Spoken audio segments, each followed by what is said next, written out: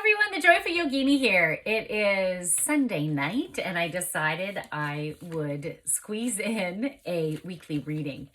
My dog Chewy is just licking my foot right now. Thank you, Chewy. Getting a little foot bath before bed. Okay, so I'm just pulling cards for the week from my crystal deck just to help us with the energy for this week. Give us some insight about what we might be facing and how we can best deal with the energy. Or what's coming to mind is the shifting of the energy. So let's see what the cards say. Okay, the first card that came up is Azurite. Get laser focused. So I feel like the message from this card is your manifesting energy is really intensive right now. Things are coming to a climax. That sounds pretty good. And it's really important for us to focus on what we want. And we have to watch that inner patterning, those thoughts of, let's say, being less than, not good enough, things don't happen for me. And let's do the opposite. Things always work out for me. I deserve and I'm worthy and of abundance, of living a happy life. Things are shifting for me. I'm getting more and more in alignment each and every day. I know now more of what I want. And of course, because I've had so many experiences to give me evidence of what I don't want. And so now that I know more of what I want, when I focus on the feeling of having what I want and that I am worthy of it and that I am a magnificent manifester and I can create that awesomeness in my life, that good things are happening. My life is getting better and better. Can you say that to yourself? It's just like Esther Hicks would call it a rampage of awesomeness, right? Just saying words that have the vibration of positivity and of abundance and of things working out for you. That will help that manifestation to happen. So watch those thought patterns that can bring you into that, what if things aren't going to work out? Maybe I'm not good enough. Maybe I thought it was going to go that way, but maybe my intuition is off, right? So no, fuck that shit. We need to create an awesomeness. So we need to believe that we are magnificent manifestors and that we're worthy. Okay, the next card is Angel Aura Quartz. Line up. To me, this is like a birthday cake. It's just super fun. It's a party in a crystal. So trust in the flow of things and watch when agitation comes up. There might be some moments this week where some inner judgments might come up, judgments against other people, which ends up really being judgments against yourself because it's a reflection. When you're judging others, it's a reflection of how hard you can be on yourself. And so take note of those things. Find a way to lighten up, to have more ease and flow, to have more compassion for yourself and for others. And trust that everyone's always doing the best that they can and everyone's on their own unique journey. You are on your own unique journey and the choices you make are in alignment with where you are currently at. And we learn our lessons in beautiful divine timing. And you might learn certain lessons way before other people in this world and vice versa. Certain areas of our lives, we might not be quite ready to see things clearly. But we need to have compassion for ourselves. But you know what? We are all on this fast track of transformation. We have an opportunity of being on a fast track for transformation. And it's important for us to go deep, right?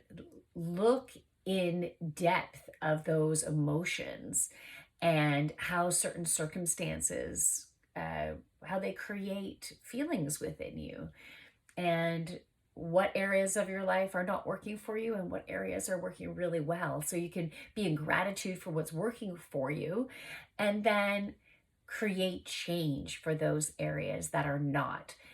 No more being the victim, oh, woe is me, this really sucks in my life, because that just creates more suckiness in your life, right? We don't need to focus on that. We need to focus on that things are changing for us.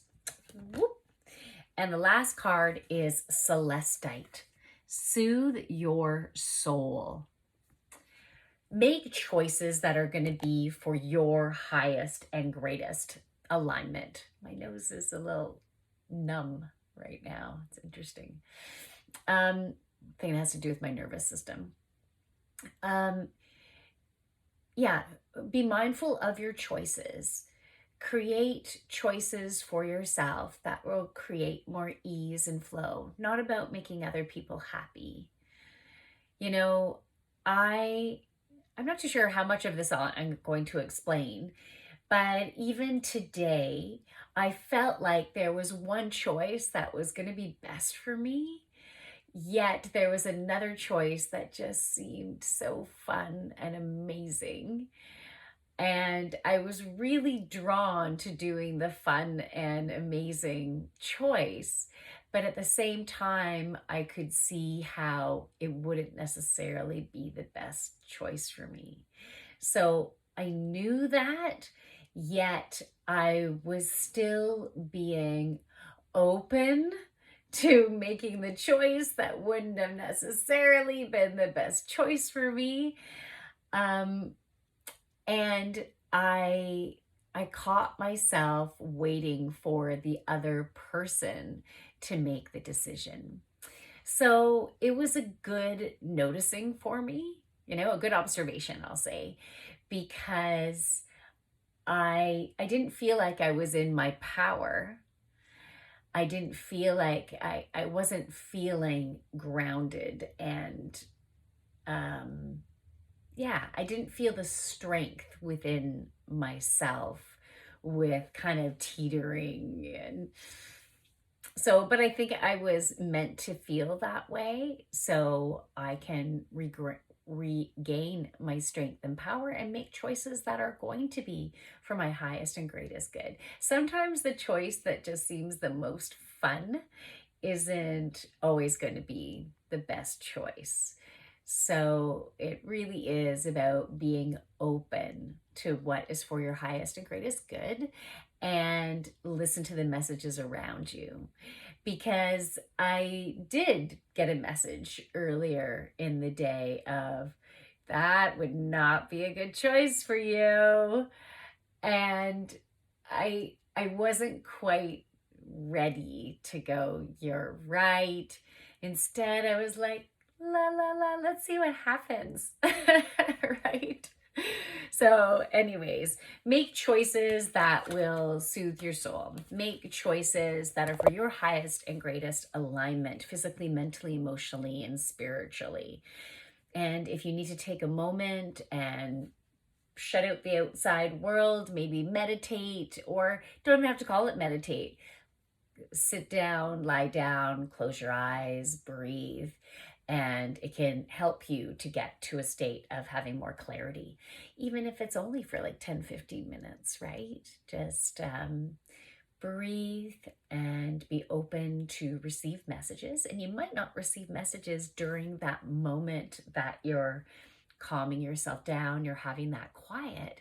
But then once you're back in alignment, then you'll start noticing the messages around you better. I don't know why it was going like that. It's like you're going to grab those notices, those flyers that are coming to your door to let you know.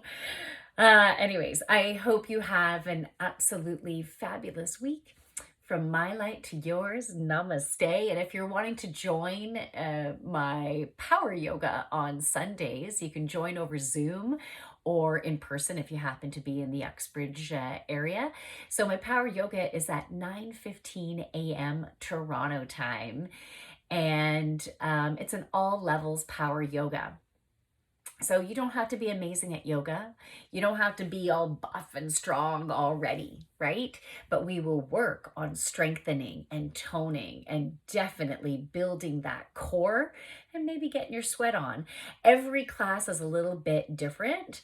And if you are new to yoga or you're needing to get back in shape, or maybe you felt like you never have been in shape, we can have a discussion ahead of time. And I can give you some adaptations that you can do to make sure you feel super comfortable doing the class, okay? So you can send me a DM if you like, and I can give you more details. But basically, if you're going to do the drop-in, you do have to reserve your spot, even though it's a drop-in, but it's $17 a class. Otherwise, you can buy it's an 8-week course. We've already had 2 weeks. So if you want to sign up for the last 6 weeks, then it ends up being only $15 a class, because I will prorate to being 6 instead of 8 weeks. So that's it. Have a fabulous week. Again, from my light to yours, namaste. Bye.